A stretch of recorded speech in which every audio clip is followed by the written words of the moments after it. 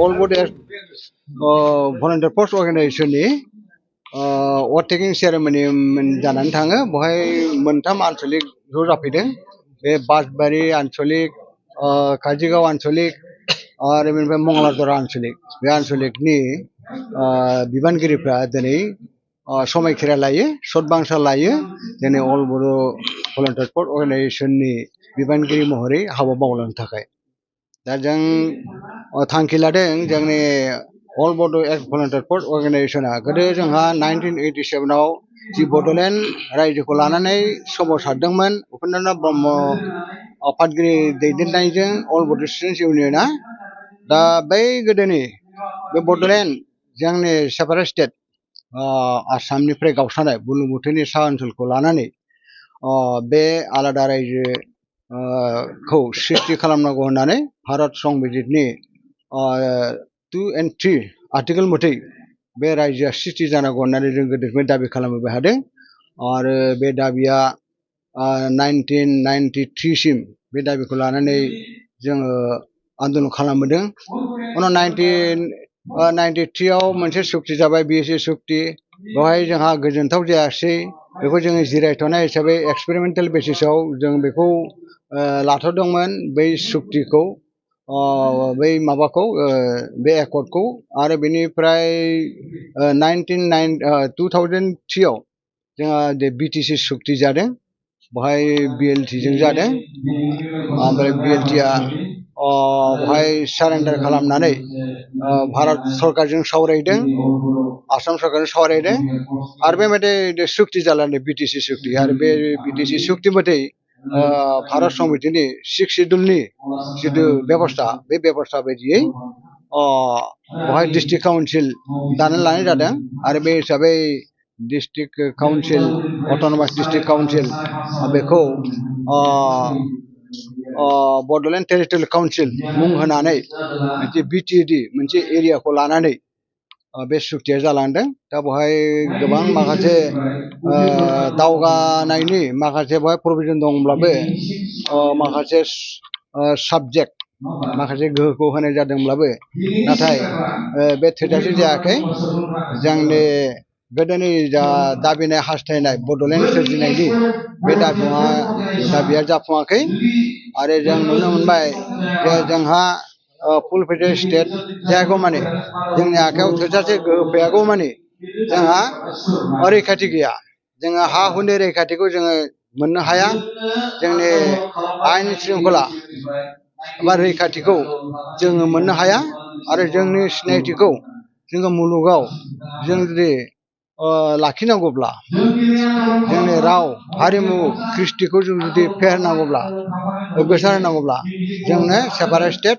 बड'लेण्ड बेखौ नांथारगोन भारत संबिजितनि 2-3 आर्टिकेल मथै बे सेपारेट स्टेट बड'लेण्डआ जानांगौ जों बेखौ दाबि खालामदों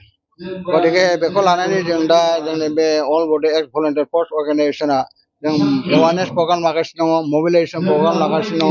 गुबुन गुबुन जायगायाव जोङो आन्चलिक कमिटि दागासिनो दङ रायजोफोरखौ हांख्रायगासिनो दङ जाहाथे जों जिथु दाबिखौ लानानै दा ओंखारदों एबा सोमावसारनो नागिरदों बेवहाय जाहाथे बयबो हेफाजाब खालामो मदद खालामो आरो जोंनि उपेन्द्रनाथ ब्रह्मनि जा सिमां जा सानस्रिमोन बड'लेण्ड सोरजिनायनि बर'फोरनि थाखाय पारमानेन्ट मोनसे सिकिउरिटिनि थाखाय पारमानेन्ट मोनसे सलिउसननि थाखाय दिनै बेखौ जों मोगथाङाव जाफुंहोनो थाखाय दिनै जोङो जानजि खाफ्रादों बयखौबो जोङो हांख्रायदों आरो बेखौ लानानै जोङो गुवारै आरोबाव सावरायबावनो थाखाय जों मोनसे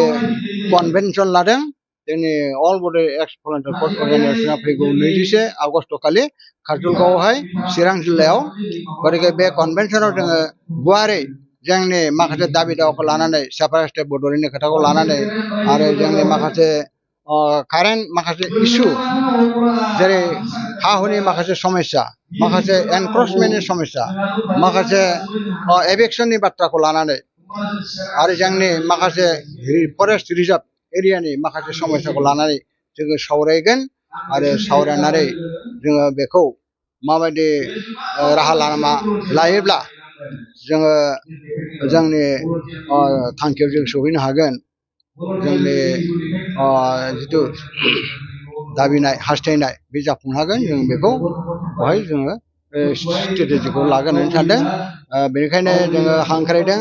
मोनफ्रोमबो आनसलिक कमिटिफोरखौ जिल्ला कमिटिफोरखौ बे कनभेनसनाव बाहागो लाहैनो थाखाय आरो जोंहा दासिम मोनबा डिस्ट्रिक्ट दङ जेरै उदालगुरि डिस्ट्रिक्ट तामुलपुर डिस्ट्रिक्ट आरो बेनिफ्राय चिरां डिस्ट्रिक्ट बाक्सा डिस्ट्रिक्ट ओमफ्राय क'क्राझार डिस्ट्रिक्ट बे मोनबा डिस्ट्रिक्टनि आन्दाराव दासिम जोंहा दिनै नैबावहाय मोनथाम आनसलिक कमिटि अभारटेकिं लानायखौ लानानै प्राय 59 जोंहा आनसलिक कमिटि दासिम जाबाय बे मोनब्रै डिस्ट्रिक्टनि आन्दाराव बे 59 59 आनसलिकनि गासैबो भलन्टियार्सफ्रा गासैबो गोदोनि सोमावसारनाय समाव जायफोर ओंखारदोंमोन खाथिदोंमोन बावसोमदोंमोन बिसोर ज' जागोन आरो बे कनभेनसनाव फैगोन आरो बिब्दिनो जोङो बै आनसलिक कमिटिनिफ्राय 20, 25, 30 बास गारि लायै लायै बा रेलजों फैनानै बेवहाय बाहागो लाफैनो थाखाय जोङो खावलायदों जाहाथे जोंनि थांखिया जाफुङो जोंनि कनभेनसना जाहाथे जाफुङो सावरायनाया जाहाथे जाफुङो बेखौ जोङो हास्थायदों आरो बिनि थाखाय जोङो बयखौबो बे हाबाफारिखौ जाफुंनायाव मदद खालामनो थाखाय जोङो खावलायदों दा जोङो दा बे अल बड'लेण्ड भलन्टियार फर्स अर्गेनाइजेसना जों गोदोनि जिथु बड'लेण्ड रायजोखौ दानानै जोंहा लानानै जिथु सोमावसारनाय जालांबाय गोबां मुंख्लं जालांबाय गोबां जेल खाथिनांबाय गोबां बायदि रोखोमनि दुखु खस्थ' मोननांबाय गतिके बे मुंख्लंबायदि जा सिमांमोन बे सिमांखौ जाफुंहोनो थाखाय जोंनि भलन्टियार्सफ्रा जिहेतु बै भलन्टियार्सफ्रा बै समाव सोमावसारनायमोन आरो बै समावनो जोंनिफ्राय जोंनि लोगोफ्रानो मुंख्लं जालांबाय गोबां हारासमेन्ट मोनबाय बेनिखायनो दिनै जोङो बै समनि भलन्टियार्सफ्रा दिनै ज' जादों खौसे जानानै गोदोनि जोंनि जिथु भलन्टियार्सफोरनि लुबैनाय हास्थायनाय माने मुंख्लंफोरनि जि लुबैनाय हास्थायनायमोन बेखौनो दिनै जोङो आखायाव लाफिनदों बेखौ लानानै जोङो आवगायफिननो नागिरदों गतिके बड'लेण्ड रायजो सृष्टि खालामनाया जोंनि गुबै थांखि आरो बेखौ मोगथाङाव जाफुङागौ माने जों बेखौ नाजालांबाय थागोन बिनि थाखाय जोङो गुबुन गुबुन संगठन जोङो सावरायगोन खौसे जानो जोङो खावलायगोन जोङो नाजागोन दा बे हिसाबै जोङो जोंहा जिथु जानो गोनां 20 आगस्ट जिथु कमिटि जों बेवहाय जोंनि गुबुन गुबुन संगठनफोरखौ बोरै ज' खालामनो हायो जों बेखौ सावरायगोन आरो बेनिफ्राय हायोब्ला जोङो राजनैतिक दोलोनि माखासे गावस्राना थानाय दैदेनगिरिफोरखौबो जोङो ज' खालामनो जोङो नाजागोन